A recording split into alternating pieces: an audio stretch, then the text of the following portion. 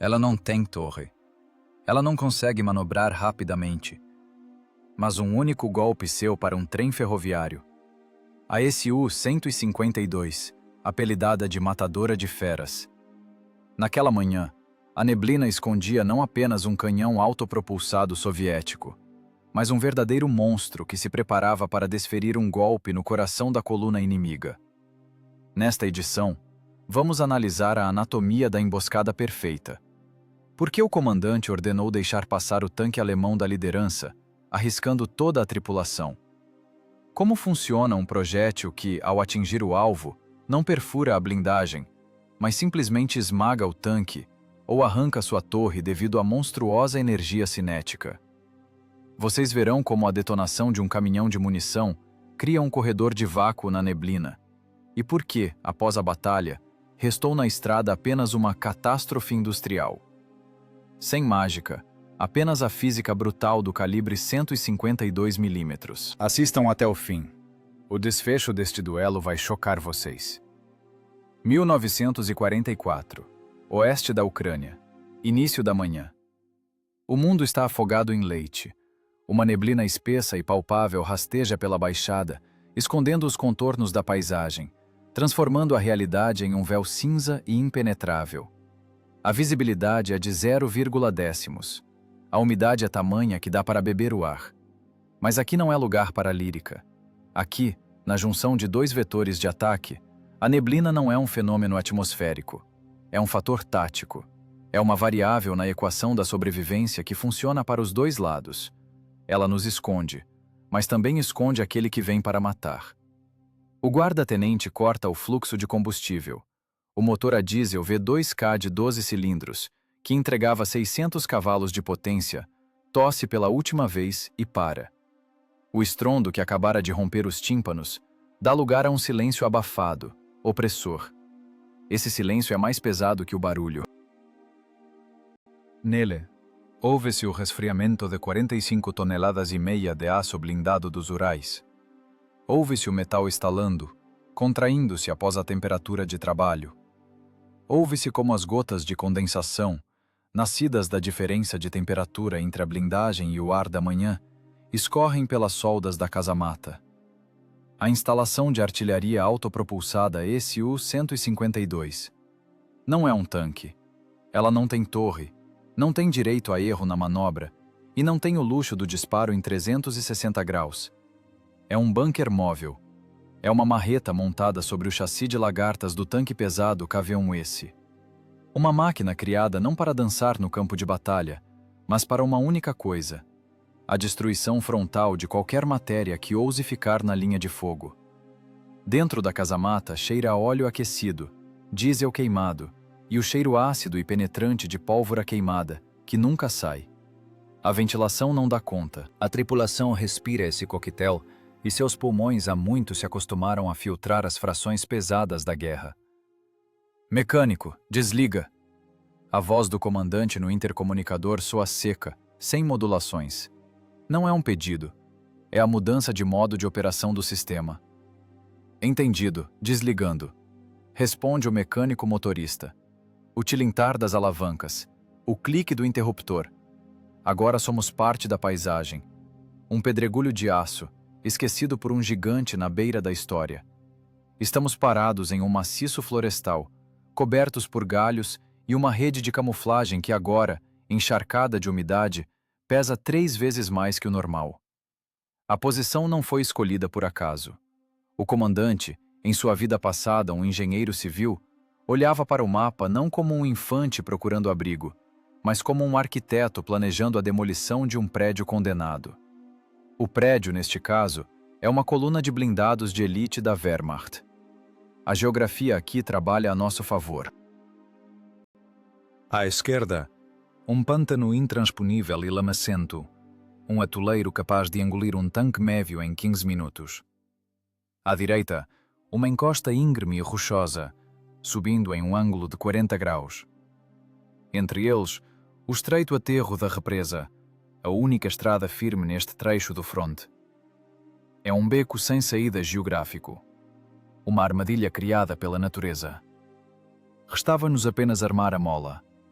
Sabemos que eles passarão por aqui. A inteligência informou sobre o deslocamento de um batalhão de tanques pesados. Tigres, Panteras, canhões autopropulsados Ferdinand. Os engenheiros alemães criaram máquinas magníficas, tecnicamente perfeitas, com ótima ótica e canhões potentes. Mas qualquer técnica tem um limite de mobilidade. 60 toneladas de aço alemão não passam pelo pântano. Eles são forçados a se apertar na estrada, como a linha no buraco da agulha. E nós somos a agulha. Dentro do compartimento de combate é apertado. 5 tripulantes estão trancados em uma caixa de aço junto com a munição. 20 disparos de carregamento separado. É pouco. Catastroficamente pouco para um combate prolongado. Mas cada projétil aqui é um argumento de peso.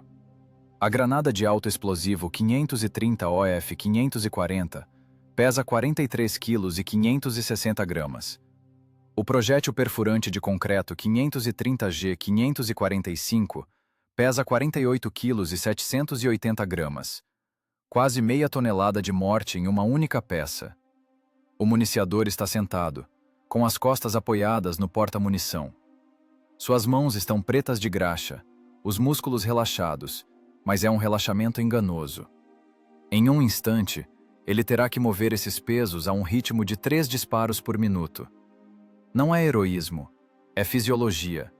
É trabalho de estivador no inferno. O comandante encosta na luneta panorâmica Hertz. Na ocular, apenas uma imensidão cinza e turva. A neblina esconde os pontos de referência, borra a distância. Municiador, explosivo. Espoleta para ação de alto explosivo. O comando sussurra nos fones de ouvido. Entendido, explosivo. O eco responde. O barulho da culatra. Respiração pesada. O som de metal deslizando sobre metal, quando o projétil entra na culatra do obus canhão ML-20S. Em seguida, voa o estojo com a carga de projeção. O ferrolho se fecha com um som característico e denso, isolando o mundo exterior da câmara de combustão. Agora, entre nós e o inimigo, há apenas o percussor e a espoleta. O canhão ML-25 de calibre 152 mm. O comprimento do cano é de 29 calibres. A velocidade inicial do projétil é de 655 metros por segundo. A energia cinética na boca do cano é tal que pode parar um trem ferroviário. Não é um rifle de precisão, é uma marreta. Mas nas mãos de um artilheiro competente, essa marreta bate com a precisão de um bisturi. Não pretendemos perfurar a blindagem dos Tigres. Pretendemos arrancar suas torres, quebrar o chassi, transformar as tripulações em carne moída contundida com um golpe de força monstruosa. A lei da conservação do momento aqui trabalha contra a escola de engenharia alemã. O silêncio se prolonga. O tempo na espera do combate flui diferente. Segundos se alongam em minutos, minutos em horas. O batimento cardíaco diminui, ajustando-se ao ritmo do motor esfriando. Não há medo. O medo é uma emoção irracional. Ele queima oxigênio e faz as mãos tremerem. As mãos não devem tremer. As mãos do artilheiro estão nas manivelas de mira. Vertical, horizontal. Micromovimentos. O cano do canhão respira quase imperceptivelmente, seguindo o olhar do homem. Na casa-mata faz frio. A umidade da manhã penetra pelas frestas dos visores, pela escotilha aberta do comandante. Mas ninguém treme. A adrenalina já começou a entrar no sangue, estreitando os vasos, aguçando a audição. Agora, a tripulação é um organismo único. Não existe Ivan, Piotr ou Nikolai. Existe a função de mirar, a função de carregar, a função de pilotar, a função de comandar. Se uma função falhar, todo o sistema morre. Comunicação? Pergunta curta do comandante. Normal. O operador de rádio, que também é o auxiliar de culatra, ajeita os conectores. A estação de rádio 10, RK26, chia com estática. O éter está mudo. Os alemães mantêm silêncio de rádio. Eles são disciplinados, são profissionais. Respeitamos o profissionalismo deles. É exatamente por isso que preparamos para eles uma morte da qual nem o regulamento, nem a espessura da blindagem frontal os salvarão. A neblina começa a rarear levemente, rasgando-se em farrapos. Aparecem os contornos da rocha de referência. Distância até a curva, 400 metros. Distância de tiro direto. A distância ideal para que 48 quilos de aço e explosivos encontrem o alvo. Esperamos o som. O som chegará antes da imagem. O zumbido de baixa frequência dos motores pesados Maybach. O tilintar das lagartas largas moendo o cascalho. O som da inevitabilidade. O comandante limpa o periscópio com um pano. A condensação atrapalha. Atenção aos setores. Sua voz é calma, como se ditasse uma lista de compras. Referência 1, pedregulho. Referência 2, árvore seca. Setor de fogo. Da borda do pântano até a rocha. Copiado, responde o arquilheiro. O canhão estremece levemente, fixando-se. A trava do canhão foi retirada. O gatilho elétrico verificado. A guerra não são ataques aos gritos de urra. A guerra é 90% de espera e lama, e 10% de trabalho sangrento e pesado. Agora termina a fase de espera. Estamos sentados dentro de uma armadilha de aço, e o dedo já está no gatilho. Não somos heróis. Somos engenheiros de demolição do nazismo. E nossa ferramenta está pronta para o trabalho. A ferramenta está pronta, mas a ferramenta está morta sem o operador. E o operador é cego sem a compreensão da física do processo. O comandante da tripulação, um tenente sênior, antes da guerra projetava pontes ferroviárias. Em seu mundo, não havia conceitos de inimigo ou ódio. Havia apenas carga admissível, limite de fadiga do metal e vetor de força. Agora, olhando pelo periscópio, ele não vê um vale pitoresco coberto de pinheiros, mas uma estrutura de engenharia complexa, sujeita à demolição. Seu olhar desliza pelo terreno, desmontando-o em componentes. À direita paira um maciço de calcário. Rocha friável, erodida, cheia de fissuras. É energia potencial pronta para se transformar em cinética. À esquerda, uma planície alagada e pantanosa, cuja viscosidade do solo excede quaisquer valores admissíveis para a passagem de veículos pesados sobre lagartas.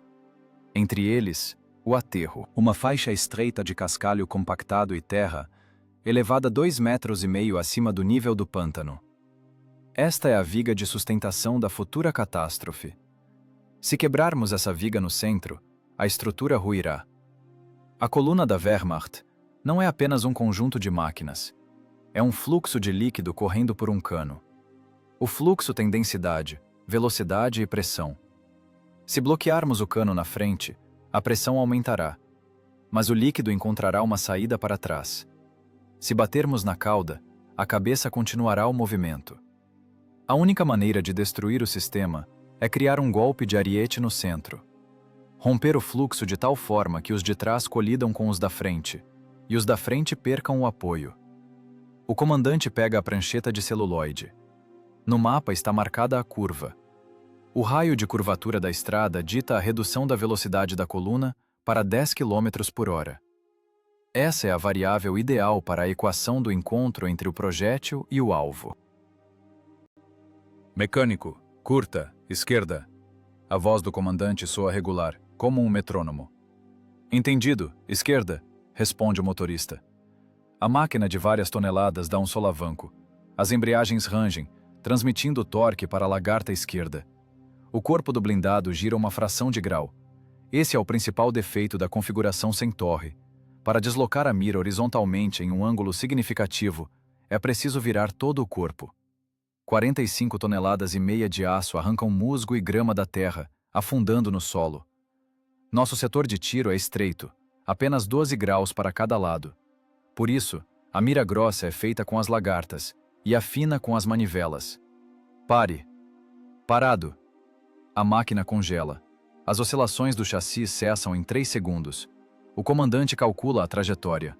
O canhão ML-20S possui carregamento separado e balística potente, mas é um obus. O projétil tem uma trajetória curva. Não é o tiro tenso do canhão antitanque ZIS-2 que costura em linha reta. Aqui o projétil voa em arco. Para acertar um ponto a uma distância de 400 metros, é preciso considerar a elevação, a derivação, o desvio do projétil giratório para a direita e até a umidade do ar. A neblina densa aumenta a resistência do meio. Agora a cruz da mira olha para o vazio.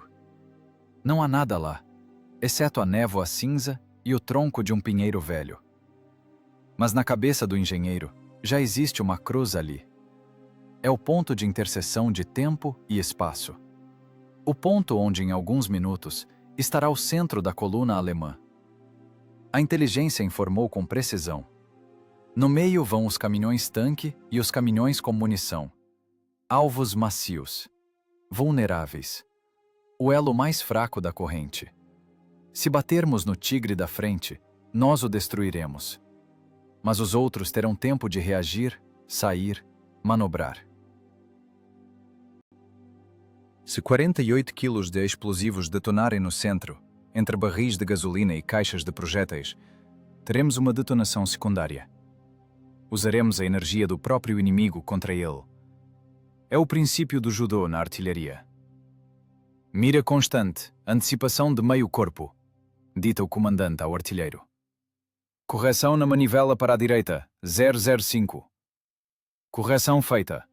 As mãos do artilheiro trabalham suavemente. As engrenagens do mecanismo de mira giram na graxa espessa. O cano, semelhante a um poste de telégrafo, desloca-se levemente, parando na posição final. Agora o cano não aponta para a estrada, mas um pouco acima, para o afloramento rochoso que paira sobre o local onde passará o centro da coluna, ou para a lateral do caminhão que estará lá. A escolha do alvo é situacional, mas o setor está rigidamente definido. O cálculo de engenharia baseia-se na duplicação de sistemas. Se o acerto direto não funcionar, o deslizamento de rochas funcionará. Se o deslizamento não funcionar, a onda de choque jogará a técnica do aterro para o pântano. Construímos uma armadilha da qual não há saída. Dentro da casamata paira o cheiro de tensão. Não é uma metáfora, é a química do corpo.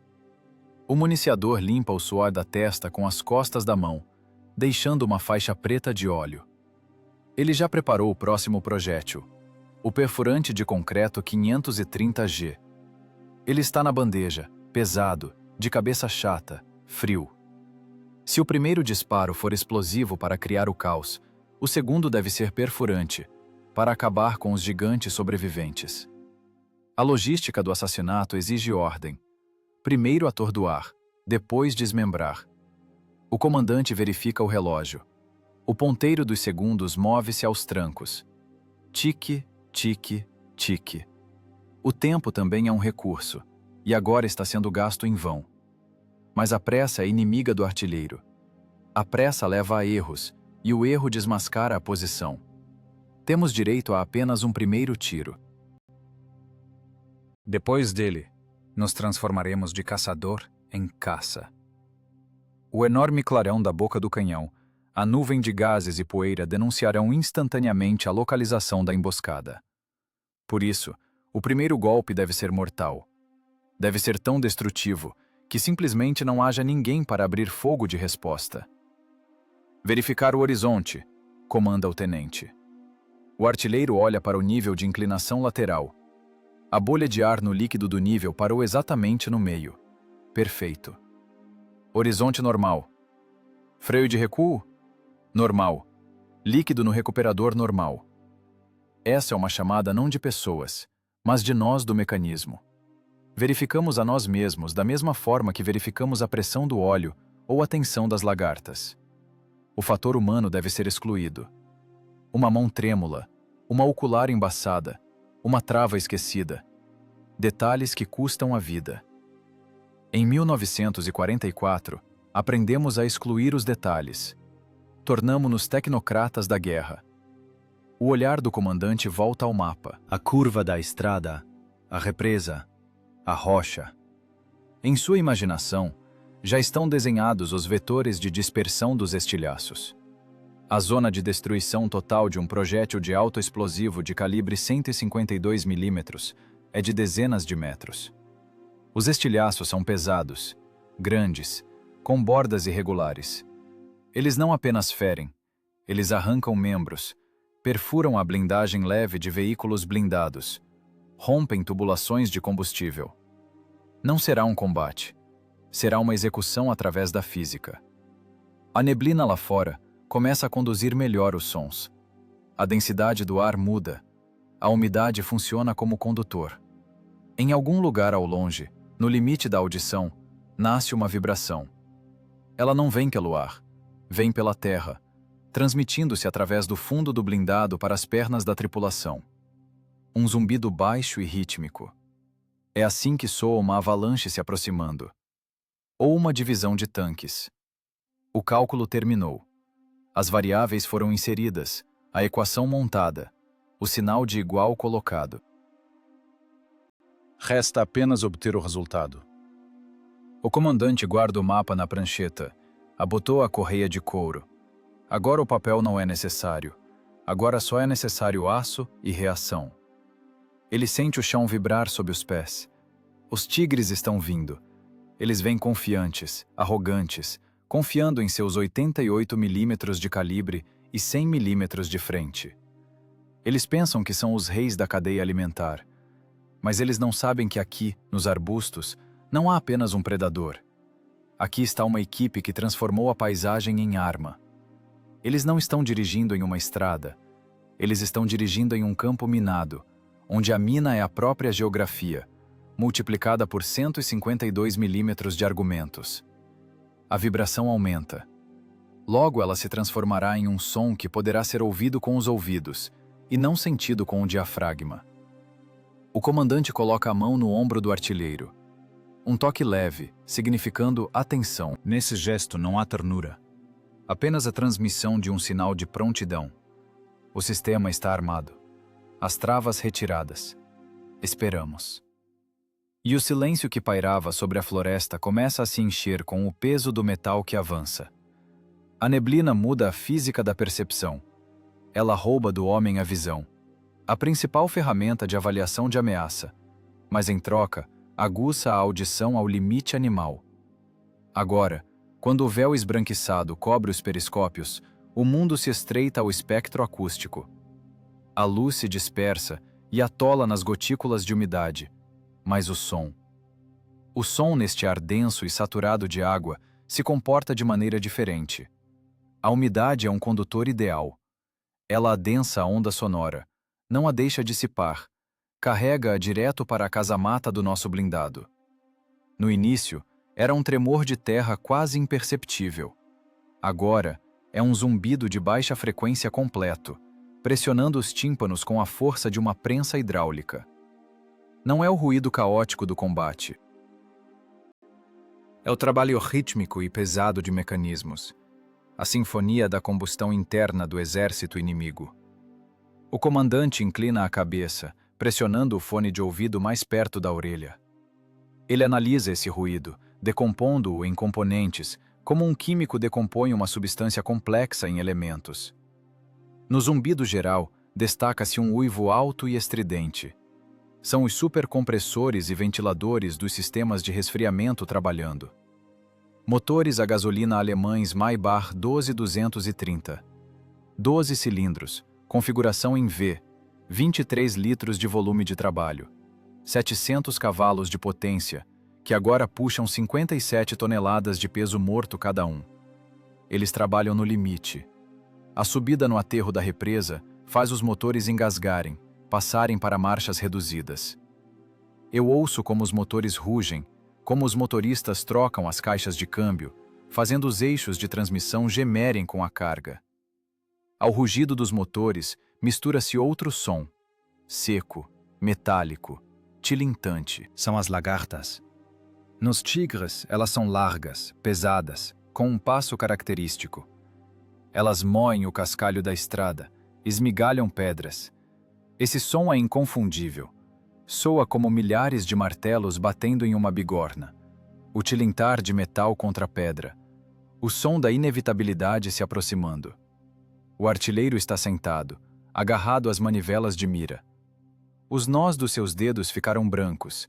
A pele esticou tanto que parece que vai estourar. Na casamata está fresco, mas uma grande gota de suor rola pela sua têmpora.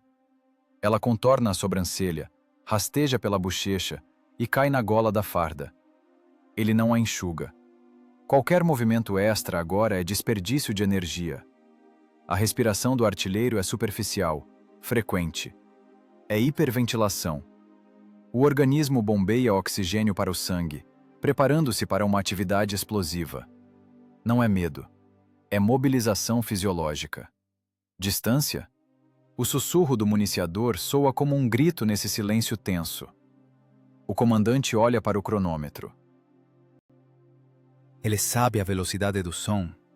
Ele conhece o mapa. Acústica, 300, responde ele, sem tirar os olhos do mostrador. A cabeça da coluna passa pela referência Pinheiro Seco, 300 metros. Para a artilharia de campo, é a distância de um tiro de pistola. Para 152 milímetros, é tiro a queima-roupa. A tentação de apertar o gatilho é colossal. A mão do artilheiro involuntariamente se move em direção ao gatilho elétrico. Cada instinto, cada terminação nervosa grita: atire, destrua a ameaça antes que ela te veja. O medo de ser descoberto queima por dentro. Afinal, estamos de lado para o possível setor de visão do tanque da frente. Se ele virar a torre agora, se o comandante da máquina alemã notar o brilho da ótica nos arbustos... Cancelar fogo. A voz do comandante é dura, como um estalo de chicote. Esperar. Este é um comando não para o soldado. É um comando para o sistema nervoso. O comandante apaga o pânico com lógica. Ele vê a situação de cima, em volume. Agora, diante de nós, está apenas a cabeça da coluna. 1 ou 2 tanques. Se atacarmos agora, nós os destruiremos. Mas a cauda da coluna, as forças principais, caminhões de suprimentos, veículos de comando, ficarão atrás da curva, cobertos pela rocha. Eles ouvirão a explosão, darão marcha a ré e fugirão. Ganharemos o combate, mas perderemos o objetivo estratégico. A tarefa não é apenas matar um tanque. A tarefa é fechar a tampa do caixão. Todo o batalhão alemão deve entrar no saco de pedra. Do veículo da frente ao da retaguarda. Eles devem entrar no estreito aterro, espremidos pelo pântano e pelas rochas, privados da possibilidade de manobra. Somente quando o último caminhão passar pelo ponto de não retorno, fecharemos a armadilha. A espera é o trabalho mais difícil na guerra. Mais difícil do que cavar trincheiras na terra congelada. Mais difícil do que carregar caixas de munição. A espera desgasta a alma. Você senta em uma caixa de ferro, ouve a morte se aproximar à distância de um braço esticado e não tem o direito de responder. Seu coração bate na garganta, ecoando nos ouvidos, encobrindo o ruído dos motores. Mas você deve ficar imóvel, transformado em pedra, em parte do mecanismo. O ruído aumenta, torna-se fisicamente denso. Parece que o ar na casamata vibra em ressonância com os motores a diesel alemães. Ao zumbido dos tanques, junta-se o uivo forçado dos veículos blindados semi-lagartas. Os Hanomaags vêm logo atrás. Seus motores trabalham em tons mais altos, estridentes e histéricos. Ouvem-se até vozes isoladas, comandos em alemão, frases latidas, secas, distorcidas pela distância e pela neblina. Eles estão muito perto. Sentem-se seguros. Têm certeza de que este setor está limpo, de que os russos recuaram para trás do rio. A presunção deles é o nosso combustível. Ouço da retaguarda, diz o operador de rádio baixinho. No coro geral de motores apareceu um novo timbre, um ronco pesado e grave de mais um tigre vindo na retaguarda. A coluna entrou. O rato entrou na ratoeira e foi pegar o queijo. O comandante levanta a mão. É um gesto que para o tempo. Todo o universo agora se comprimiu em um ponto no espaço, a cruz da mira. Toda a vida da tripulação, todo o seu passado e possível futuro dependem de uma decisão, de um segundo. A tensão atinge o pico. Parece que a blindagem do autopropulsado começa a soltar faíscas da eletricidade estática do ódio acumulado. O municiador cerra os punhos de tal forma que as unhas cravam nas palmas. O mecânico motorista congelou, encolhido na cadeira, como se tentasse se fundir com o metal do chassi. Apenas o comandante mantém a calma gélida de um cirurgião antes da incisão. Seu pulso está regular. Sua mente está limpa. Ele não pensa nas pessoas nas máquinas alemãs. Ele pensa em vetores, na massa do explosivo, na resistência dos materiais. O zumbido torna-se ensurdecedor. Parece que as lagartas tilintam bem no teto da nossa casa-mata. A vibração é transmitida para a culatra do canhão, para os suportes de munição. Os estojos tilintam baixinho em seus nichos. A neblina começa a brilhar, mas não pelo sol, e sim pela proximidade do metal incandescente e dos gases de escape de dezenas de veículos. Prontidão número 1, expira o comandante. As palavras caem no éter pesadas, como pedras na água. A trava do mecanismo de disparo clica, abrindo caminho para o impulso elétrico. O circuito está fechado. Resta apenas apertar o botão. Não os vemos, mas sentimos sua massa. Centenas de toneladas de aço rastejando pelo estreito aterro. Eles estão trancados. À direita a rocha, à esquerda o pântano, à frente e atrás, seus próprios camaradas. Eles pensam que são um exército. Na verdade, são alvos em um estande de tiro. E nós somos os únicos que têm a espingarda. O ponteiro dos segundos faz a última volta. O som dos motores se funde em um rugido único e contínuo, que tapa os ouvidos. É o som da força. Força bruta, mecânica, teutônica. Força que em um instante colidirá com as leis da física em nossa execução. O dedo do artilheiro pousa no botão do gatilho elétrico, suavemente, sem tremer. A ponta do dedo sente a baquelite fria. Entre a vida e a morte. Milímetros de curso do contato. Calma, diz o comandante, mais para si mesmo do que para a tripulação. Mais 5 segundos. Deixem chegar mais perto do ponto de ruptura. 1. O zumbido dos motores torna-se insuportável. 2. Ouve-se o ranger das molas dos caminhões sob o peso da munição. 3. A neblina começa a se rasgar com o movimento das grandes massas de ar empurradas pelos veículos. 4. Através do leite surgem sombras escuras e angulares. 5. A armadilha se fechou. O cálculo de engenharia está concluído. Agora a palavra é da artilharia. O véu esbranquiçado da neblina, que parecia eterno, de repente se rasga. Não é vento. É o deslocamento físico da massa de ar. Do leite que rodopia sobre a estrada, surge uma geometria estranha à natureza. Ângulos retos, placas verticais, o perfil predador do freio de boca. Primeiro aparece o cano. O longo canhão de 88 milímetros. QW-K-36. Um canhão capaz de perfurar qualquer tanque da coalizão anti-Hitler a 1,5 km. Em seguida rasteja a torre, angular, maciça, parecida com um cofre. E finalmente o corpo. O tanque pesado, Tigre, Panzerkampfwagen 6. 57 toneladas de gênio da engenharia alemã e aço Krupp. Ele se move com confiança, até com arrogância. O mecânico motorista guia a máquina pelo centro do aterro, ignorando a camuflagem. Eles são os donos aqui. Acreditam em seus 100 milímetros de blindagem frontal como na escritura sagrada. Para eles, essa blindagem é garantia de imortalidade. Para nós, apenas uma camada de metal com um certo limite de elasticidade, que agora será excedido. Na ócular da mira, A silhueta do tanque ocupa cada vez mais espaço. Ele é enorme.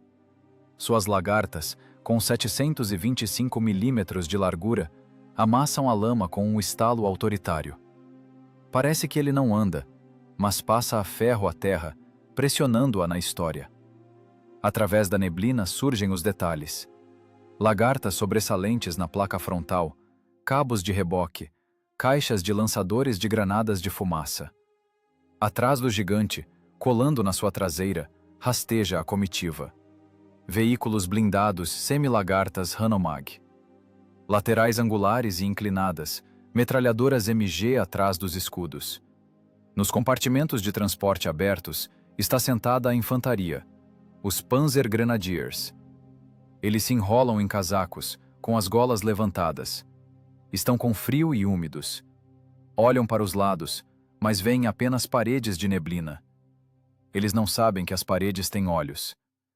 E atrás dos blindados vêm os caminhões.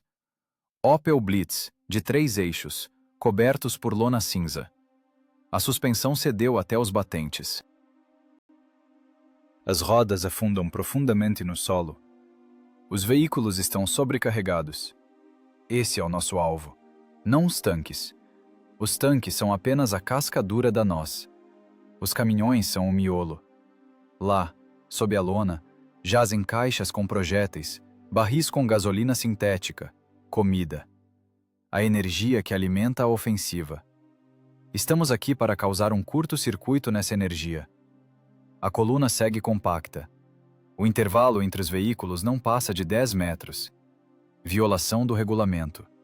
Mas o medo de perder o guia na neblina é mais forte que o regulamento. Os alemães se apertam uns aos outros, buscando proximidade mecânica, a sensação de ombro a ombro. Essa fraqueza psicológica torna-se sua sentença tática.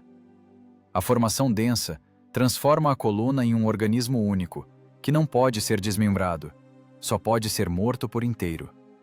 Distância 500. A voz do comandante é seca, como o relatório de um patologista.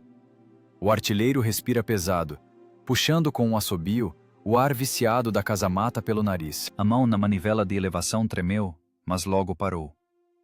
A cruz da mira desliza pela lateral do tigre da liderança. A tentação é grande. Bater na lateral, sob a torre, onde fica o compartimento de munição. Despedaçar o monstro. É o instinto do caçador. Mas o comandante não é um caçador. Ele é um engenheiro. Alvo, centro, lembra ele. Deixar passar o líder. Essa decisão é difícil.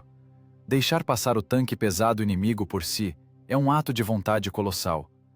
É o risco de levar um tiro na lateral se o comandante alemão decidir virar a torre para a esquerda. Colocamo-nos sob o golpe para desferir um golpe mais terrível. A distância diminui. 400 metros. Na neblina surgem as silhuetas dos próximos veículos. Mais um tigre na retaguarda. Um autopropulsado Stug de silhueta baixa. Uma exposição inteira das conquistas da indústria alemã. Ferro, ótica, borracha, carne humana. Tudo isso se move por uma estreita faixa de terra cercada por atoleiro. Eles mesmos se encurralaram em um beco sem saída geométrico. Nós apenas fechamos a saída. 300. Agora dá para ver tudo. A lama nas rodas, os números táticos na blindagem, os rostos dos soldados na carroceria do caminhão. Um deles acende um cigarro, cobrindo a chama com a palma da mão. O clarão do isqueiro parece artificialmente brilhante nessa cinza. Ele não sabe que, em segundos, essa minúscula chama se transformará em um oceano de fogo. Ele vive os últimos instantes na ilusão de segurança. O contato visual é total. A ótica clareou. A neblina, levantada pelo calor dos motores, sobe. Agora nós os vemos como na palma da mão, e eles não nos veem. Somos parte da floresta, um monte de galhos, uma colina escura. Eles são manchas cinzas contrastantes no fundo da estrada marrom. A vantagem da primeira detecção é 90% do sucesso em um duelo de tanques. 200. Isso já não é distância, é contato. Dá para distinguir os rebites na blindagem. A energia da colisão a essa distância é absurda. O projétil de alto explosivo pesando 43 quilos não vai apenas acertar. Ele vai aniquilar a matéria no ponto de impacto. A velocidade de aproximação do projétil e da blindagem é tal que o metal se comporta como líquido. As mãos do artilheiro pararam de tremer. Chegou a fase de concentração absoluta. O mundo desapareceu. Restaram apenas 2 linhas cruzadas na ocular e a lateral cinza do caminhão, que lentamente rasteja para a cruz da mira. Não é um veículo, é um container com equivalente em TNT. Referência: rocha, alvo no setor. O caminhão emparelhou com a saliência de pedra. O centro da coluna entrou na zona de destruição. Agora são todos nossos, do primeiro ao último. Estão ligados por uma estrada, um destino e um erro. A autoconfiança alemã, sua ótica superior, sua blindagem grossa, tudo isso será zerado agora. Porque contra a marreta não há argumento. E 152 milímetros é a marreta mais pesada que o Exército Vermelho tem. O dedo do artilheiro consome o curso livre do botão do gatilho elétrico. O clique do microinterruptor é ouvido apenas por ele. É o som que separa épocas. A época do silêncio e a época do caos. O comandante olha para o caminhão cheio de projéteis. Ele não vê um veículo. Ele vê um detonador. Fogo! O comando não soa alto, mas preenche todo o espaço da casamata. É o ponto de não retorno. O sinal seguiu pelos fios. A espoleta do detonador já sentiu o impacto do percussor. A pólvora no estojo, que esperava sua hora nos armazéns dos Urais, começa a se transformar em gás.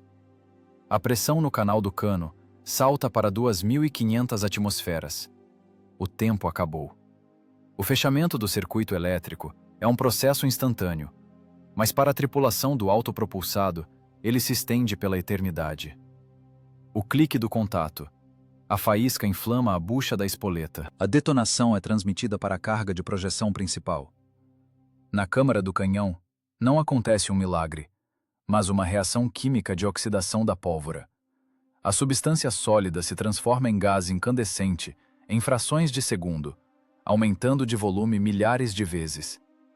A pressão salta para 2.400 atmosferas. É uma força monstruosa que procura saída.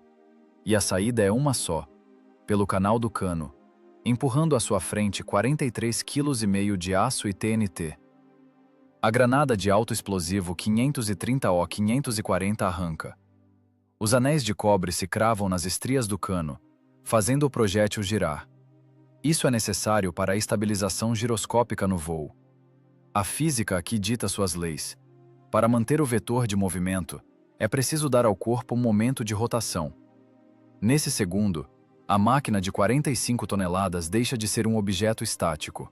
Ela ganha vida, estremecendo do nariz à popa. O recuo do obus canhão de 152 mm ML-20, esse é comparável ao choque frontal de uma locomotiva. Os dispositivos de recuo, freio hidráulico e recuperador hidropneumático, absorvem essa energia. O líquido nos cilindros ferve, passando pelos orifícios calibrados das válvulas, amortecendo a inércia do recuo do cano. O cano vai para trás, para dentro da casamata, 1,5 metro, tilintando como o ferrolho de um rifle gigante. O corpo do autopropulsado senta sobre as rodas traseiras. As barras de torção da suspensão gemem, torcendo-se até o limite de elasticidade do metal. As lagartas mordem o solo, arrancando a camada superior de grama. Se a máquina estivesse no asfalto, deixaria sulcos profundos nele. Dentro da casamata sobe a poeira secular, derrubada do revestimento pela vibração. O ar se enche instantaneamente com um cheiro de pólvora queimada. Acre, ácido, pesado. Ele bate no nariz, queima os pulmões, faz os olhos lacrimejarem. Mas a tripulação não percebe isso. No momento do disparo, todos os sentidos se desligam, exceto um: o senso de dever cumprido perante a física. O projétil deixa a boca do cano a uma velocidade de 655 metros por segundo. Não é hipersom, mas é suficiente para que a energia cinética do projétil seja de milhões de joules. No momento da saída do projétil do cano, entra em ação o freio de boca com fendas. Ele corta parte dos gases da pólvora, direcionando-os para os lados e para trás, para diminuir o recuo. O efeito desse redirecionamento de gases no espaço fechado da floresta é catastrófico. A onda de choque se espalha da boca do cano em uma esfera perfeita. Ela bate na neblina como um martelo no vidro. A suspensão de água, que pairava no ar a manhã toda, evapora instantaneamente ou é jogada a dezenas de metros.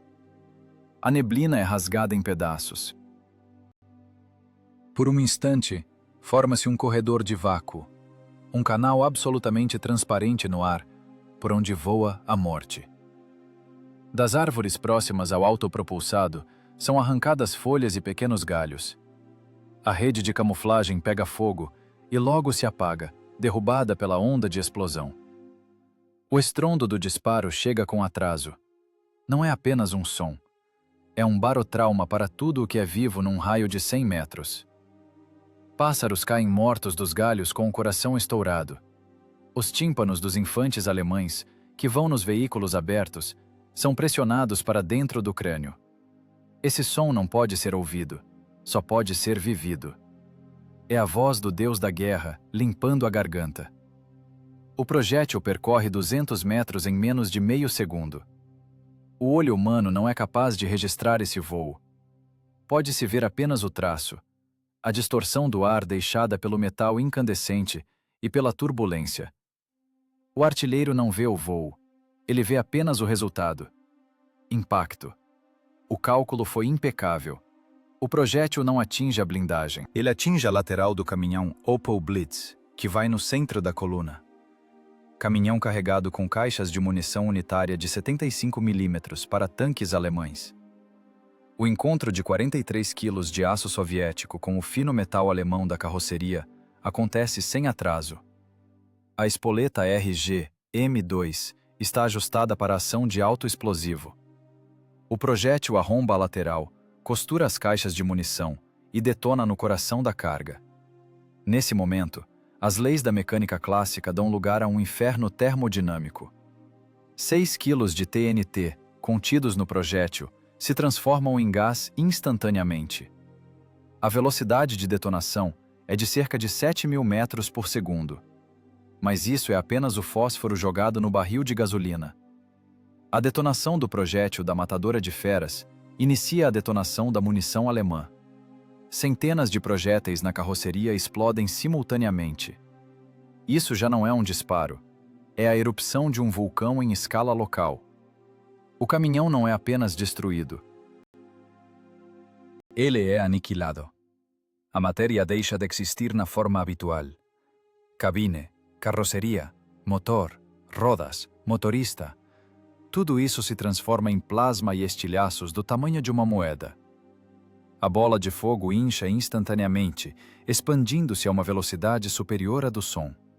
Ela devora oxigênio, luz e espaço. A onda de choque da detonação secundária vai para todos os lados. Ela bate na rocha à direita, reflete nela e cobre a coluna com força duplicada. Pedras arrancadas da rocha transformam-se em metralha. O veículo blindado que vinha atrás do caminhão é simplesmente soprado da estrada como uma caixa de papelão. Ele capota no ar e é arremessado no pântano. A infantaria que estava sentada dentro não tem tempo nem de entender o que aconteceu. Suas vidas terminam antes que o impulso nervoso chegue dos olhos ao cérebro. O caminhão da frente, que ia antes do epicentro, recebe o golpe na traseira. Seu eixo traseiro é arrancado junto com o chassi. O veículo é jogado para frente. Bate na traseira do Tigre que ia à frente. Amassa o radiador e pega fogo. À esquerda, o pântano. A explosão levanta uma parede de água suja, limo e turfa, da altura de um prédio de 5 andares. Essa massa negra e fétida desaba sobre a técnica em chamas, chiando no metal incandescente, criando nuvens de vapor superaquecido. Dentro da ESO 152 reina um silêncio de segundos após o tilintar do recuo. O ferrolho se abre. O estojo fumegante, quente como um forno, voa da culatra e cai no chão da casamata com um som metálico pesado. "Acerto confirmado!" grita o artilheiro, embora ninguém o ouça devido ao zumbido nos ouvidos.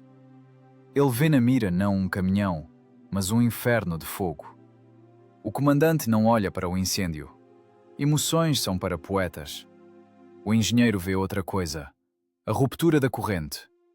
A coluna está rompida. O centro destruído.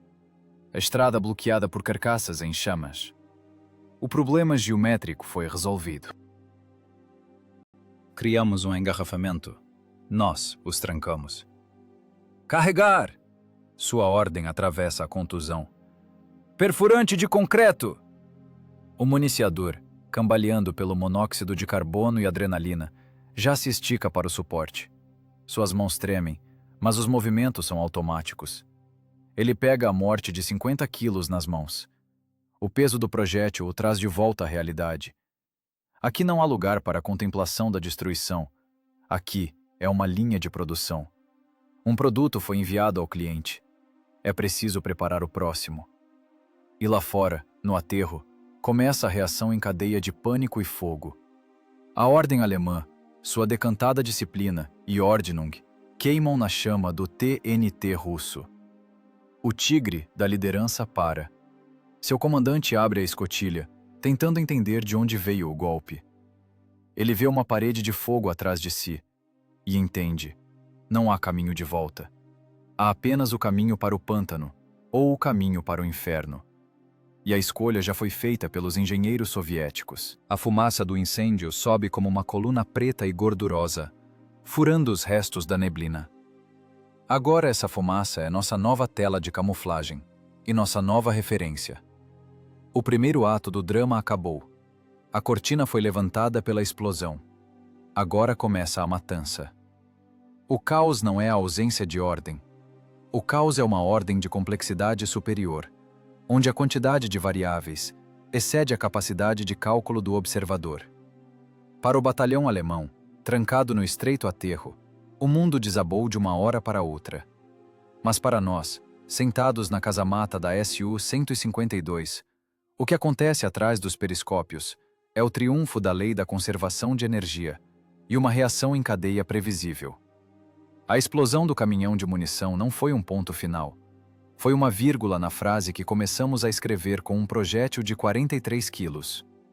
A onda de choque, gerada pela detonação de centenas de projéteis alemães, não se dissolveu no ar. Em campo aberto, ela perderia força com o quadrado da distância. Mas aqui é uma armadilha geológica.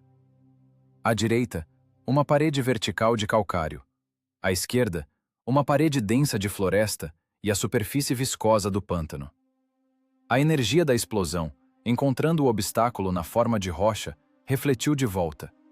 Ocorreu a interferência de ondas, a sobreposição da onda direta e da refletida. Na zona dessa sobreposição, a pressão saltou para valores críticos.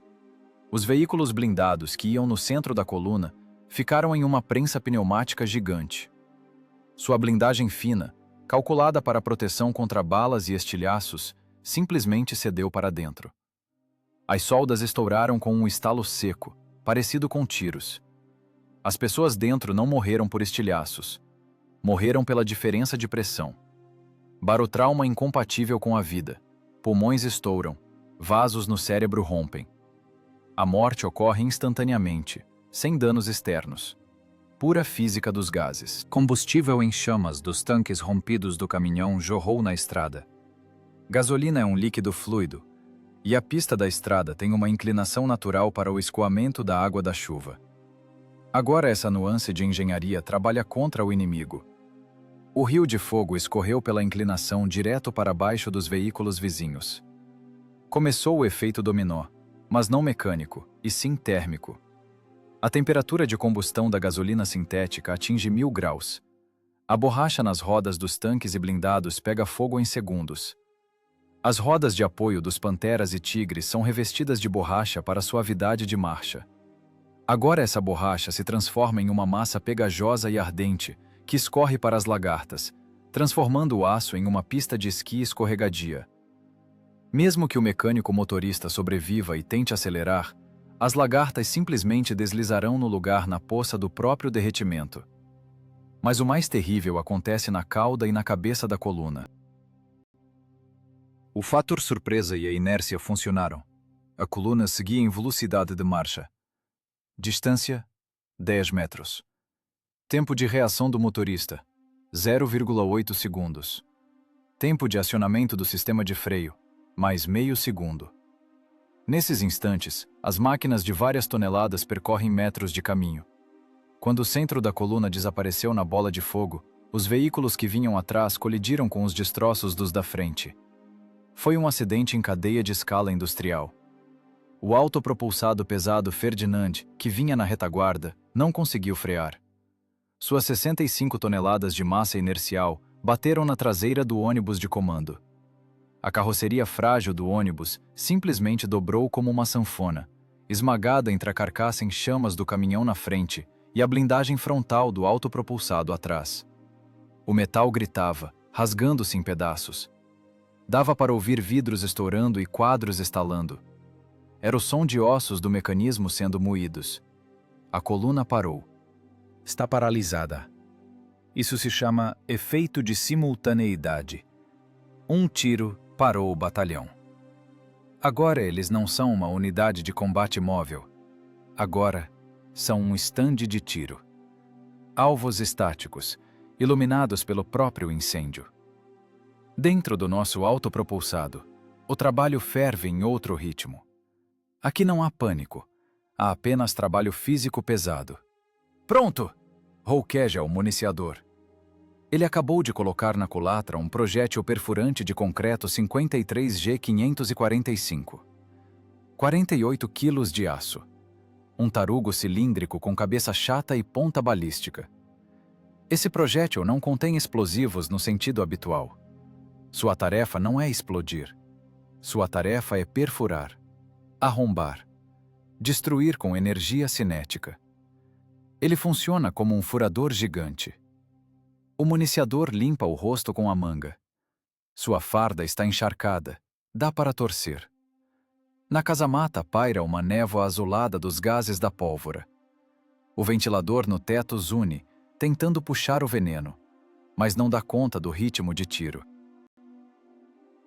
Os olhos ardem, na boca um gosto de cobre e queimado. As mãos escorregam de suor e óleo, mas não se pode parar. Enquanto o municiador pega o estojo com a carga, o comandante já escolhe uma nova vítima. A situação na estrada mudou. A fumaça do incêndio ficou densa, preta. Sobe como uma parede, escondendo os alvos. Mas o comandante sabe, o fogo não é apenas camuflagem, é iluminação. Não há câmeras térmicas no ano 44, mas há lógica. A técnica em chamas cria um contorno térmico, e as silhuetas dos tigres e panteras são perfeitamente visíveis contra o fundo das chamas. Referência a mesma. Mais à esquerda 002. Alvo. Tanque pesado. Lateral. Comando o tenente. O artilheiro gira as manivelas. Agora seus movimentos são mais bruscos. A adrenalina do primeiro acerto deu lugar a uma determinação fria. Ele viu o que sua arma faz. Sentiu o poder sobre a matéria. Visualiza o alvo. Lateral em ângulo reto. O tigre da liderança. Aquele mesmo que deixamos passar, tenta manobrar. Seu comandante entendeu que caiu em uma armadilha. Tenta dar ré, virando a máquina transversalmente no estreito aterro. É um erro. Um erro de pânico. No aterro estreito falta espaço para o tigre manobrar. Seu canhão longo bate na rocha, atrapalhando a manobra. Ele nos oferece sua lateral. Uma enorme placa vertical de blindagem. 80 milímetros de aço. Para um canhão de 45 milímetros é um problema. Para um de 76 milímetros, uma tarefa difícil. Para um projétil perfurante de concreto de 152 milímetros, é papelão. Culatra fechada, reporta o municiador. Ele pula para a lateral, encostando as costas na blindagem para não ser atingido pelo recuo.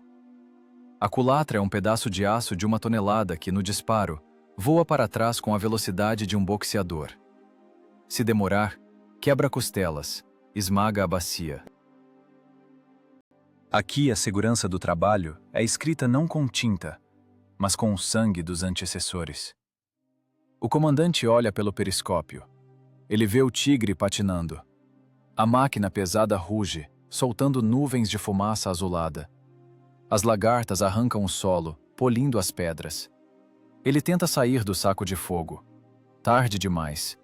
O vetor do seu destino já cruzou com a trajetória do nosso projétil. O inimigo não nos vê. Estamos escondidos pela fumaça da catástrofe deles. Eles atiram a esmo. Traçantes de metralhadoras costuram os arbustos em leque a 100 metros à nossa direita. Um projétil de tanque atinge a encosta da montanha acima da nossa posição, cobrindo a blindagem com pó de pedra. É fogo de desespero. Eles batem no medo, não no alvo. O pânico é o pior artilheiro. Fogo! O segundo golpe estremece a terra. De novo o tilintar. De novo o salto da máquina de várias toneladas. De novo o estojo cai com um estrondo no chão. Desta vez o voo do projétil é mais curto. Trajetória tensa. O projétil perfurante de concreto não explode no impacto.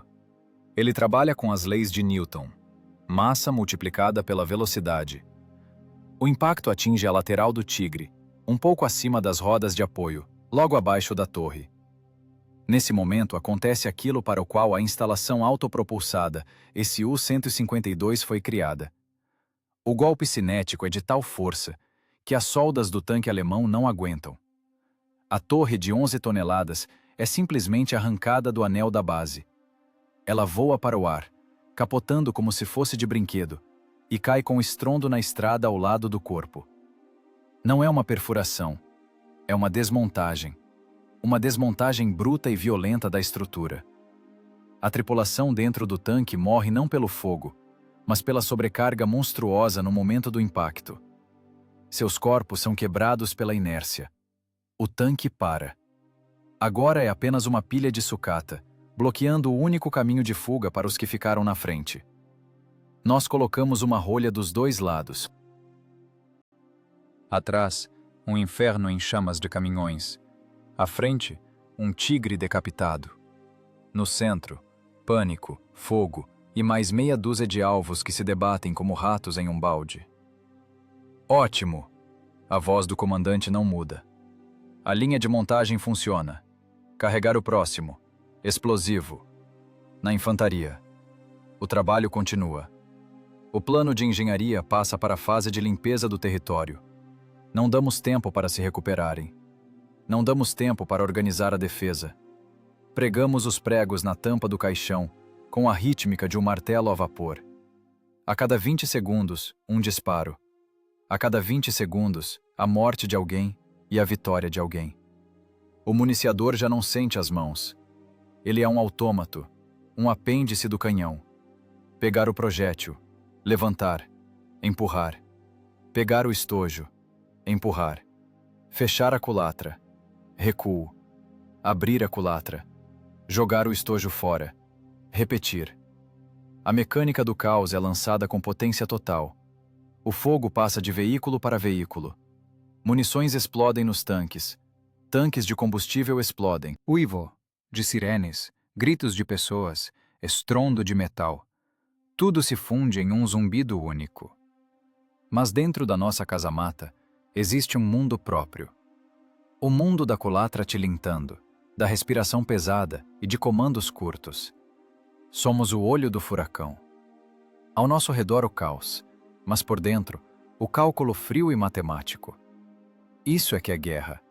Não belos ataques com bandeiras, mas o trabalho sujo e pesado de transformar a técnica do inimigo em sucata e a força viva em estatística de perdas. E fazemos esse trabalho com qualidade.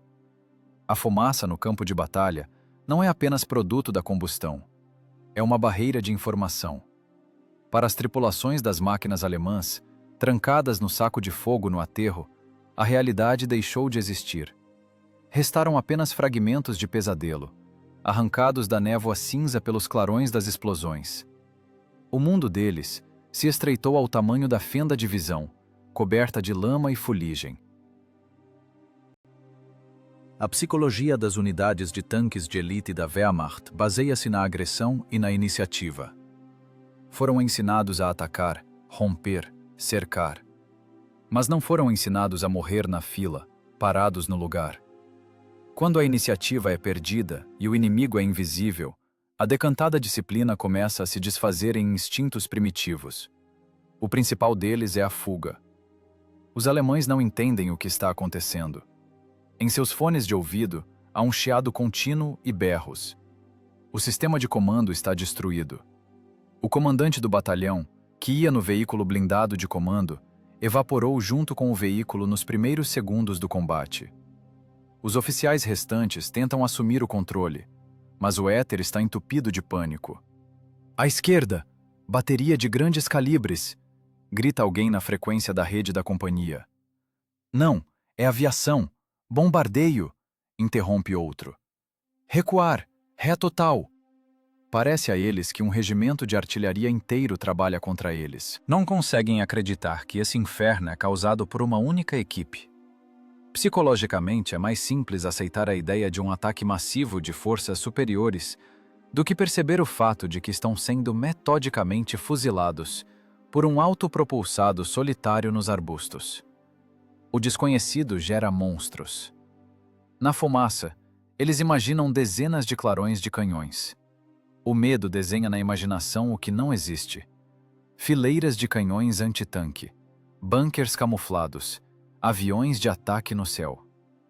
Na verdade, só existimos nós e nossa recarga.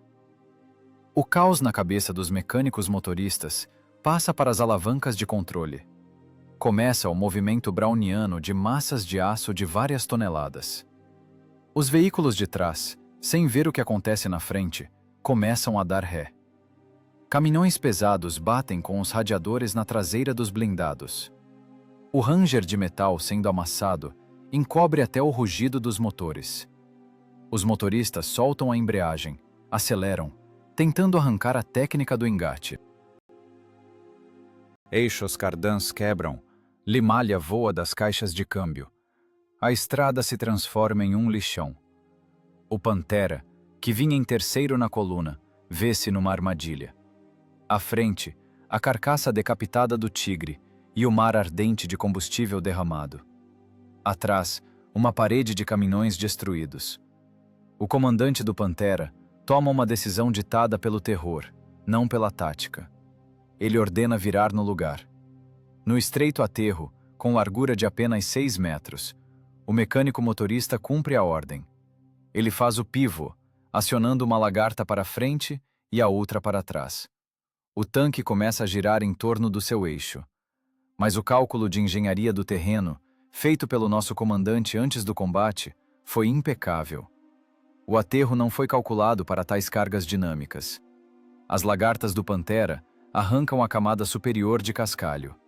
Embaixo dela, argila amolecida pelas chuvas. O coeficiente de aderência cai para um mínimo crítico. 45 toneladas de peso perdem o apoio. O tanque começa a deslizar de lado, como uma vaca no gelo. É um processo lento, torturante. A tripulação sente como o horizonte na mira começa a inclinar. Primeiro 5 graus, depois 10. A lagarta esquerda fica pendurada sobre a borda do precipício. O mecânico urra de impotência, tentando dar gás total para puxar a máquina. Mas a física é implacável. As lagartas girando apenas cavam a cova mais rápido, jogando fontes de lama líquida. O centro de gravidade desloca-se para fora da área de apoio. A máquina suavemente, quase graciosamente, tomba de lado e escorrega do aterro direto para o pântano. O respingo de lama preta e gordurosa cobre a blindagem. O atoleiro aceita o presente com um som de sucção. O Pantera deita de lado, e a água começa a inundar o compartimento do motor através das venezianas. O motor incandescente chia, soltando nuvens de vapor. O tanque não afunda instantaneamente, ele submerge devagar, dando à tripulação tempo para perceber a falta de saída. As escotilhas travaram com a torção do corpo, ou foram pressionadas pelo solo. Estão vivos, inteiros, mas já são mortos. O pântano será sua vala comum, e nenhum projétil foi necessário para destruí-los. Apenas medo e geometria. E nós continuamos invisíveis. Nossa posição na floresta está seguramente escondida, não apenas pela rede de camuflagem, mas pela própria natureza do combate. O vento leva a fumaça da coluna em chamas para o nosso lado, criando uma cortina ideal. Vemos suas silhuetas através das aberturas nas nuvens de fuligem, como através de um estroboscópio. Eles não nos veem de jeito nenhum. Os alemães abrem fogo desordenado. É agonia. Rajadas de metralhadora cortam em leque o topo das árvores a 100 metros de nós. Projéteis dos tanques sobreviventes explodem em algum lugar nas rochas, arrancando lascas de pedra. Atiram em fantasmas. Lutam com suas alucinações. Explosivo! A voz do comandante é calma. Ele não olha para o Pantera afundando. É um ativo já baixado. Interessam-lhe aqueles que ainda podem reagir. Na mira do artilheiro, debate-se o autopropulsado Stuck. Baixa, atarracada, a máquina tenta dar ré, empurrando caminhões em chamas. Ela é um adversário perigoso. Seu canhão de 75 mm ainda pode causar estragos, se o artilheiro acidentalmente encontrar nosso setor. Referência: caminhão-tanque em chamas. Mais à esquerda, 10 milésimos. Na lateral do autopropulsado. O artilheiro trabalha as manivelas suavemente, como se ajustasse um microscópio. O tremor nas mãos passou definitivamente. Agora, ele é parte do canhão. Seu olho, colado ao colar da panorâmica, não vê pessoas, não vê inimigos. Vê figuras geométricas. O retângulo da casamata, o círculo da roda, a linha do cano. Sua tarefa é alinhar o esquadro da mira com o centro de massa da máquina inimiga. Colocar o projétil onde a blindagem é mais fina e a munição mais densa. Dentro da coluna alemã, cresce um pânico de tipo especial, a claustrofobia do campo de batalha. Soldados de infantaria, sobreviventes das primeiras explosões, correm entre os veículos em chamas. Não tem para onde fugir. De um lado, a rocha vertical, onde os estilhaços ricocheteiam. Do outro, o pântano, onde afunda a esperança de salvação. A estrada está entupida de metal em chamas. O ar está quente como a temperatura de um forno. Não há o que respirar. O oxigênio queima, sendo substituído por monóxido de carbono e fumaça tóxica de borracha e tinta queimadas. Eles se encontram em um corredor de fogo. E no final desse corredor está um juiz invisível com calibre 152 mm, que profere sentença sem direito a recurso. Os alemães gritam, mas seus gritos se afogam no estrondo das detonações. A munição nos caminhões em chamas continua a explodir de forma caótica, imprevisível. Estojos e estilhaços voando criam uma zona de destruição total. Os seus matam os seus. É um mecanismo de destruição autossustentável. Nem precisamos gastar projéteis na infantaria. O incêndio e as explosões secundárias fazem esse trabalho por nós. O comandante do nosso autopropulsado desgruda do periscópio por um segundo para esfregar os olhos. As pálpebras estão vermelhas de tensão. Queimam bem. Constata ele o fato. Sem regozijo. Apenas uma avaliação da eficiência dos materiais combustíveis. A preparação de engenharia da posição se justificou totalmente. O coeficiente de ação útil da emboscada é próximo de 100%. Carregado!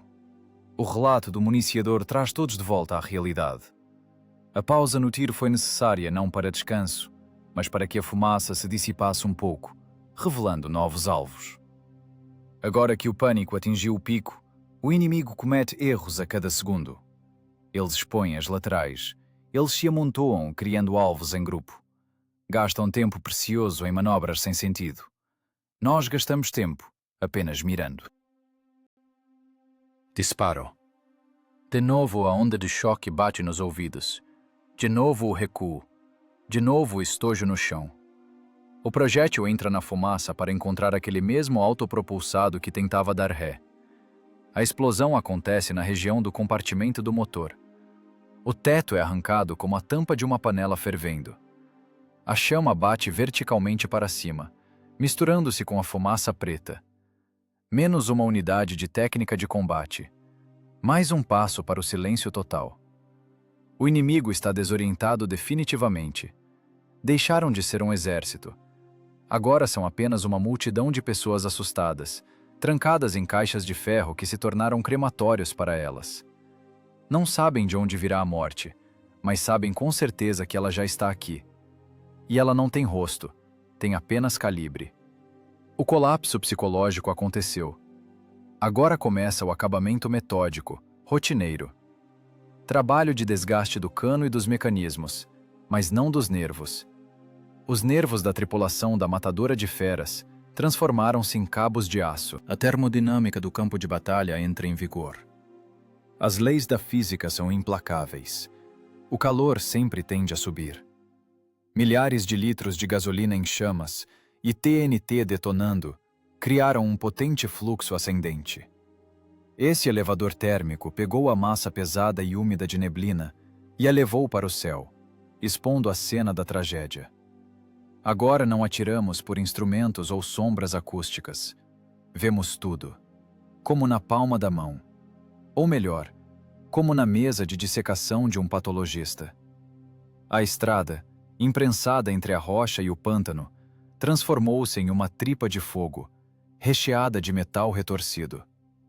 Aqueles que sobreviveram ao primeiro golpe e escaparam da armadilha de fogo no centro, agora tentam se enfiar em qualquer fresta.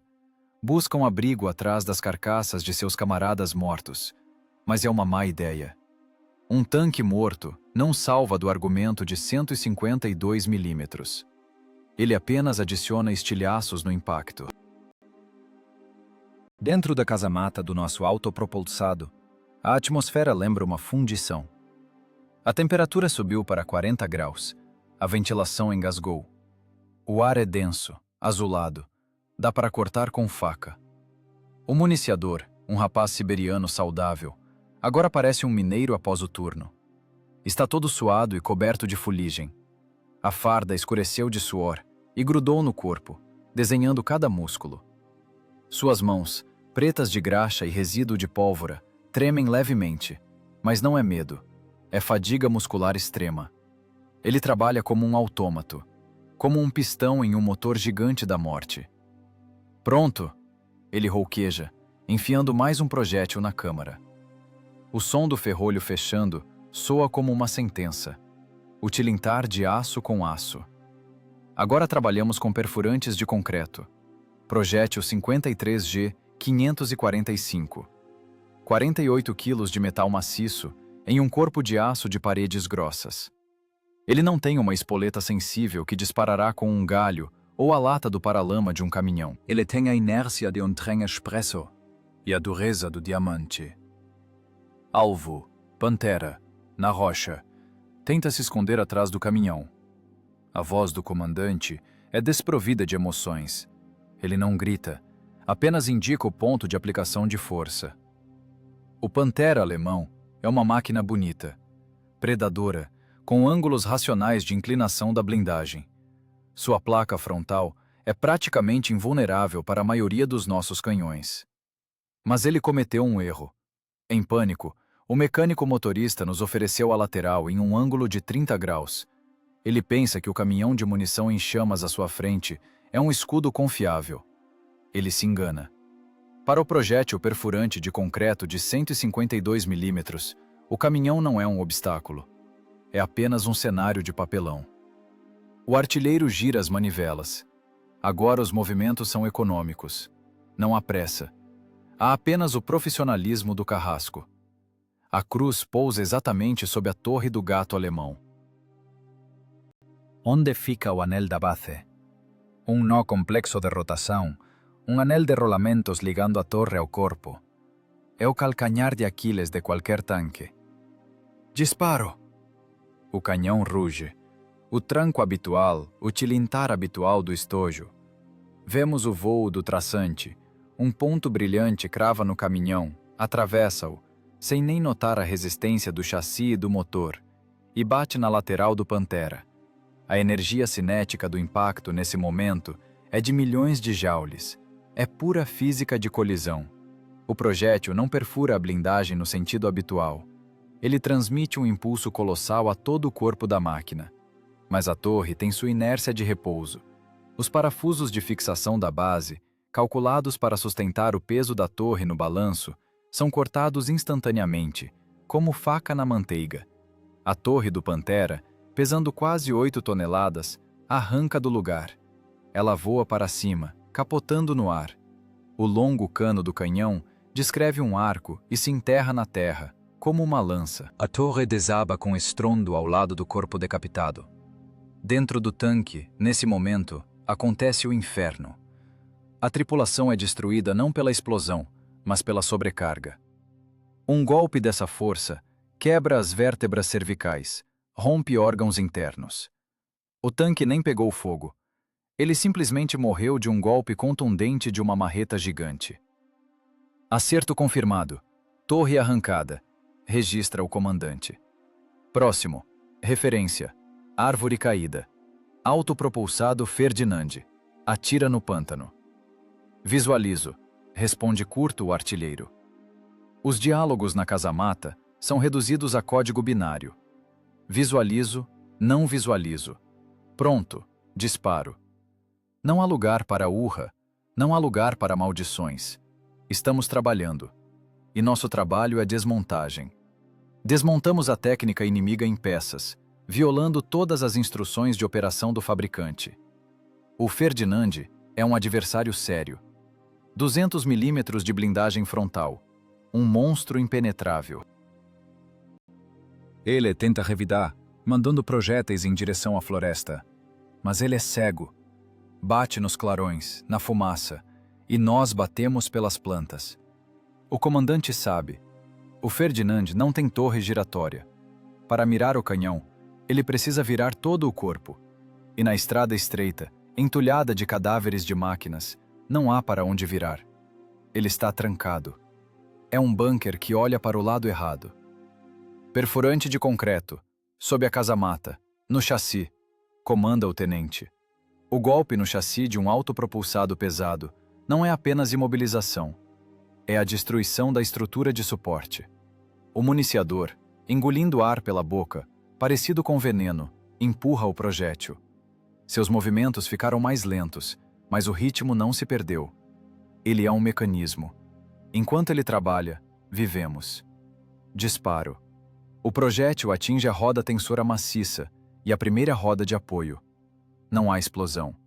Há o som de metal quebrando, audível até através do estrondo do combate. A roda de apoio, pesando centenas de quilos, voa para o lado como um disco de hóquei.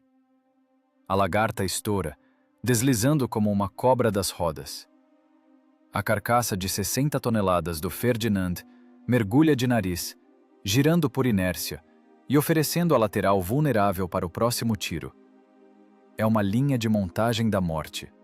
Metódica, impiedosa, rítmica. Não lhes damos nem um segundo para compreensão. Pregamos os pregos. 1, 2, 3. A cada 20 e 30 segundos, menos uma unidade de técnica da Wehrmacht, limpamos o setor.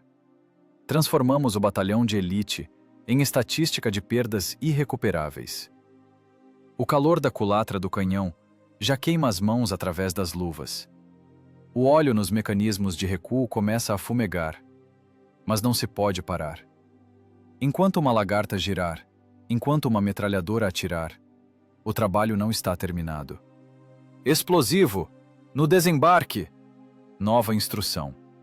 Do blindado atingido saltou a infantaria. Figuras cinzas correm entre os veículos em chamas. Tentam organizar um ponto de fogo atrás das rodas do caminhão. Isso já não é uma tarefa de engenharia. É tratamento sanitário do terreno. O municiador limpa o suor da testa, deixando mais uma faixa preta. Ele pega o de alto explosivo. 43 quilos. Espoleta para ação de estilhaços. Esse projétil não deve perfurar, deve cobrir. A zona de destruição total por estilhaços é de 70 metros de frente. No corredor estreito do aterro, não há onde se esconder. Impacto. O leque preto da explosão cobre o grupo de infantaria. Quando a fumaça se dissipa, não há mais movimento lá, apenas poeira cinza e corpos imóveis. Não sentimos a alegria de matar. Sentimos a satisfação de um cálculo executado com qualidade. Resolvemos a equação, onde as variáveis eram as vidas dos inimigos, e reduzimos o resultado a 0. Inspecionar. Relatório de alvos. A voz do comandante continua regular. Na mira, apenas fogo. Tudo queima. Técnica, pessoas, terra. Até o ar parece queimar, mas o movimento cessou. A coluna está morta. Ela não avança mais. Ela termina de queimar. Continuamos a observação. O cano do canhão percorre lentamente o horizonte, procurando sobreviventes. Mas não há. Aqueles que não foram despedaçados, queimaram vivos ou afundaram no pântano. Criamos uma zona de morte ideal, da qual não deixamos ninguém sair. Não foi uma batalha. Foi uma operação punitiva de engenharia. E a matadora de feras provou que 152 milímetros é o melhor calibre para negociações com o fascismo. A imagem que se abre no periscópio não lembra mais a guerra no sentido habitual. Não é campo de manobra, nem linha de frente. É uma catástrofe industrial. A estrada no aterro deixou de ser uma artéria de transporte. Agora é um cemitério de metal, esticado em uma corda. Uma cicatriz longa e fumegante no corpo da terra, cheia de ferro retorcido e restos biológicos do que há 1 hora se chamava elite do exército. Observamos o resultado do projeto de engenharia. A armadilha que construímos, usando a geografia como forma e os projéteis explosivos como concreto, endureceu na forma final. É um beco sem saída absoluto, hermético. Aqueles que não morreram pelo golpe cinético ou pela onda de choque, agora morrem pelas consequências. Estão trancados. À frente, a carcaça fumegante do tigre da liderança, transformada na rolha da garrafa. Atrás, a parede de fogo dos caminhões de suprimentos. À direita, a parede vertical. À esquerda, o pântano. Dentro desse perímetro, a temperatura sobe para centenas de graus.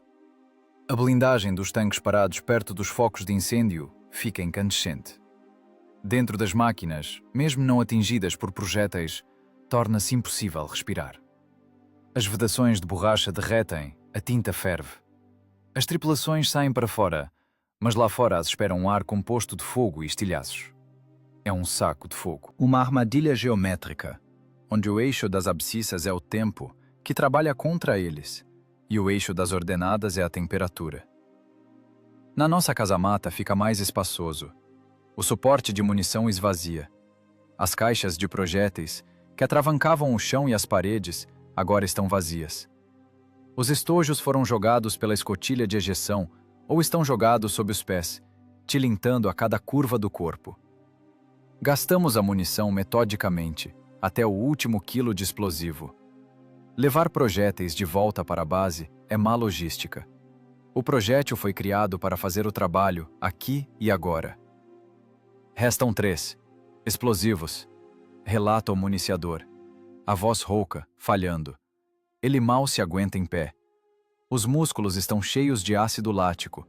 As mãos tremem, mas ele se estica para o próximo tiro. Copiado. 3. O comandante não dá trégua. Aquele blindado ali. Tenta empurrar o caminhão para a vala. Finaliza. No meio da coluna acontece alguma movimentação. Um trator semi-lagarta, que sobreviveu milagrosamente na tempestade de fogo, tenta abrir uma saída. O motorista empurra com o para-choque o Opel em chamas, esperando limpar a passagem pelo menos para um veículo. É um gesto de desespero. Mesmo que ele empurre o caminhão, não tem para onde ir. À frente, um engarrafamento de 5 tanques pesados. Mas o instinto de autopreservação desliga a lógica. O artilheiro ajusta a marca da mira. Isso já não é tiro para matar, mas para suprimir a vontade. Para a destruição da própria ideia de resistência. Disparo. O projétil atinge a junção entre o trator e o caminhão. A explosão joga ambos os veículos para lados diferentes, como pinos de boliche. O trator capota expondo o fundo e o chassi quebrado. As rodas continuam girando no ar por inércia. Agora não há movimento na coluna. Nenhum. Criamos o engarrafamento da morte perfeito. Aqui não há um único metro quadrado de espaço seguro. O fogo passa de um veículo para o outro. Explodem tanques de combustível, adicionando novos litros de napalm a esse caldeirão. Vemos como detonam as munições dentro dos tanques. Parece convulsões internas de mortos. Primeiro das escotilhas sai um feixe de faíscas. Depois a torre pesada pula, e da base bate uma coluna de chamas de 10 metros de altura. É o triunfo da razão sobre a massa. Os alemães eram mais. A técnica deles era mais cara, mais complexa, mais tecnológica. Tinham melhor ótica, rádio, treinamento. Mas perderam porque entraram em uma equação que não podiam resolver. Confiaram na espessura da blindagem, e nós confiamos no conhecimento do terreno e na balística de grosso calibre. Contrapusemos ao número deles o nosso cálculo. E nosso cálculo mostrou-se mais correto. 2 projéteis, lembra o municiador. Visualiza o movimento de infantaria na rocha. Alvo em grupo. Figuras cinzas tentam escalar o cascalho, esperando fugir para a floresta. É inútil. A encosta é muito íngreme. As pedras rolam sob os pés. São simplesmente alvos excelentes no fundo cinza do calcário. Fogo. A explosão na rocha causa um deslizamento de pedras. Toneladas de rocha desabam, cobrindo aqueles que tentavam fugir. Não somos cruéis, somos eficientes. Deixar o inimigo nas costas significa levar um tiro nas costas depois. A guerra é o trabalho de eliminação de ameaças. Enquanto o inimigo respira, é uma ameaça. A estrada transformou-se definitivamente em uma sucursal do inferno. A fumaça preta ergue-se como parede, tapando o sol. Através dela rompem línguas de fogo, laranjas, vermelhas, violetas pelos aditivos químicos no combustível. O cheiro de carne queimada, borracha e TNT penetra até pela blindagem. Esse cheiro ficará conosco para sempre. Não dá para lavar, não dá para esquecer. É o cheiro da vitória, mas não cheira a flores, cheira a morte. O último, diz o municiador. Ele pega o estojo com as 2 mãos, como se fosse uma joia. O último argumento. Os últimos 43 quilos. Na casamata paira um silêncio estranho. O motor trabalha em marcha lenta, o ventilador zune. Mas os sons do combate lá fora cessaram. Ninguém mais atira lá. Não há quem. O comandante procura um alvo digno para o acorde final. Atirar nas carcaças em chamas não tem sentido. No centro, no monte de destroços, para garantir. O artilheiro aponta o cano para o coração do incêndio, para onde se entrelaçaram em um nó 3 caminhões e um tanque leve. É o epicentro da destruição. Despedida, sussurra ele. Disparo. O canhão empurra o autopropulsado para trás pela última vez. O estojo cai com um som metálico que parece especialmente alto. Esse som põe o ponto final. O projétil entra na fumaça e explode em algum lugar dentro do tornado de fogo, espalhando destroços em chamas ainda mais longe. É o tiro de misericórdia na cabeça do dragão derrotado. Agora estamos vazios. 20 projéteis, 20 acertos. Coeficiente de eficiência, 100%. Fizemos o que devíamos. Paramos a avalanche usando uma pedra jogada na hora certa no lugar certo. O comandante se afasta da panorâmica, tira o fone de ouvido e limpa o rosto, espalhando a fuligem. Em seu rosto não há sorriso, apenas um cansaço profundo, de chumbo. Os olhos do engenheiro veem o resultado. A represa está bloqueada. Passar por aqui é impossível. A técnica destruída. A força viva liquidada. Missão cumprida. A estrutura chamada Ofensiva do Batalhão de Tanques foi desmontada com sucesso. Olhamos para a clareira em chamas, onde antes havia uma unidade de elite da Wehrmacht. Agora é apenas geografia, alterada pela ação de alta energia. Remodelamos a paisagem. Adicionamos ferro e cinzas a ela. A batalha acabou. começou a história. A história de como uma máquina e 5 pessoas que conheciam física pararam uma armada. Agora é preciso ir embora. Ir embora enquanto a fumaça nos esconde, antes que o inimigo se recupere e chame a aviação. Fizemos nosso trabalho. Que agora trabalhem as equipes funerárias, se conseguirem chegar aqui. Mecânico, liga. A voz do comandante soa baixa, mas nesse silêncio é semelhante a um trovão. Vamos embora. O motor a diesel V2K, que ficou calado durante o tiroteio para não atrapalhar a mira com vibração, volta à vida. 12 cilindros acordam com uma tosse descontente, jogando na floresta uma nuvem de fumaça azulada. O mecânico motorista aperta a embreagem principal. Sua perna esquerda treme de tensão. O pedal é duro, exige um esforço de 80 quilos, e as forças quase acabaram. A alavanca de câmbio entra com dificuldade na posição de marcha a ré. As engrenagens da transmissão engatam com um tilintar pesado e cansado. A instalação autopropulsada, SU-152, que a infantaria já apelidou de matadora de feras, estremece. As lagartas se esticam, tirando a folga, e começam a girar para trás. Vamos embora. Deixamos a posição que, nos últimos 30 minutos, transformou-se de um ponto no mapa em epicentro da história.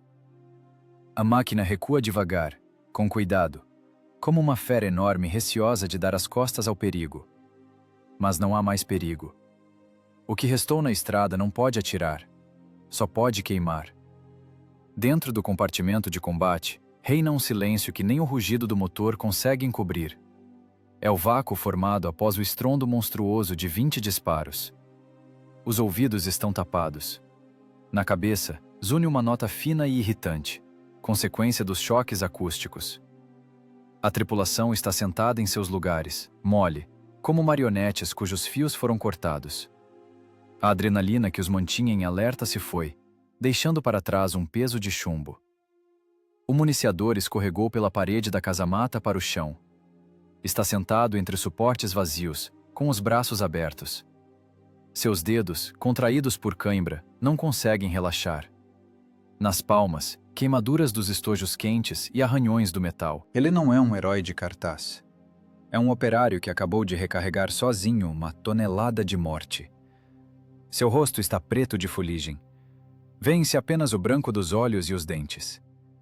Ele respira pesado, com um assobio, engolindo avidamente o ar envenenado pelos gases da pólvora. O comandante empurra a maçaneta da trava da escotilha. A pesada placa blindada sobre a cabeça cede com dificuldade. As dobradiças rangem, como se reclamassem da violência. A escotilha se abre. Luz e ar invadem a casamata. Esse ar deveria ser fresco. Afinal, é manhã, floresta, Cárpatos. Mas no rosto bate um calor como de um forno aberto. O ar cheira a borracha queimada, carne queimada, gasolina sintética e metal incandescente. É o cheiro da guerra, concentrado e impiedoso. Mas até ele é melhor do que a atmosfera sufocante dentro da máquina. O tenente se ergue nos braços e coloca-se para fora da escotilha até a cintura. O mundo ao redor mudou. A neblina que de manhã escondia o vale desapareceu. Foi queimada, evaporada, dispersada pelas ondas de explosão. Agora a visibilidade é ideal. E essa visibilidade aterroriza. Embaixo, no aterro, jaz o resultado do trabalho deles. Uma longa e sinuosa cobra de fogo e fumaça preta. 20 unidades de técnica inimiga. 20 estruturas de engenharia complexas, criadas pelas melhores mentes da Alemanha, transformadas em sucata. O tigre da liderança está parado, com o canhão enfiado na terra. Seu compartimento do motor arde com uma chama uniforme e brilhante. O Pantera sem torre parece uma lata de conserva aberta. Caminhões transformaram-se em esqueletos. O Ferdinand, terror dos frontes, jaz de barriga com a lagarta arrebentada, parecendo um elefante morto. O comandante olha para isso não como o vencedor de uma arena de gladiadores. Ele olha como um mestre de obras que terminou a desmontagem complexa de um objeto condenado. Seu olhar desliza pelos detalhes. Aqui a onda de choque caiu bem, bloqueando a passagem. Ali, a detonação da munição funcionou como explosão direcionada, derrubando parte da rocha. O plano foi realizado em 100%.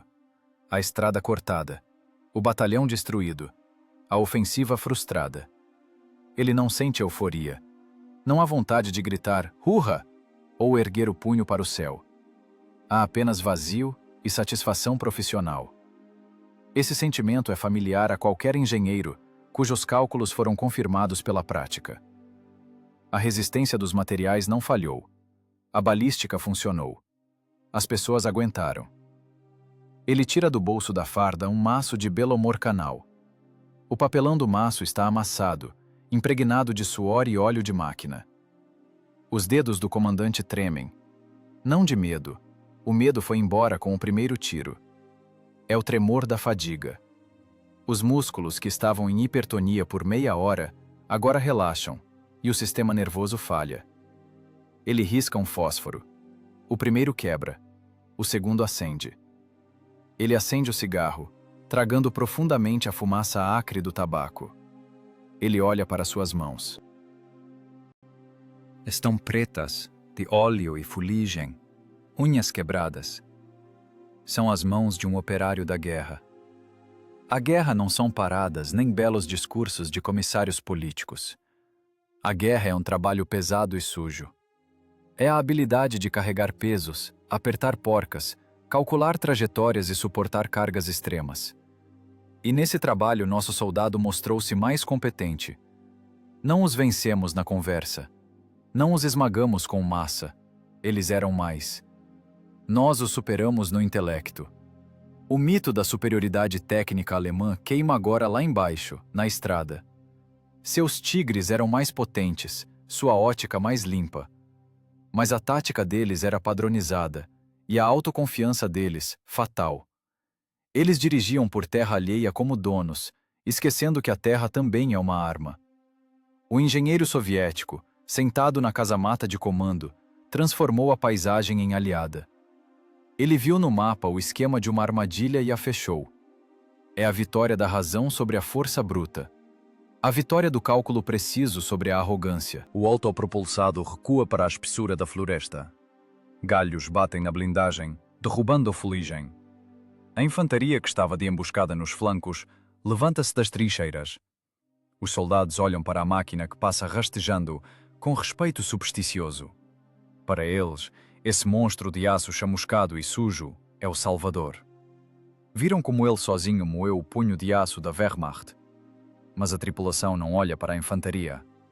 O muro entre aqueles que andam pela terra e aqueles que queimam na blindagem permanece inabalável.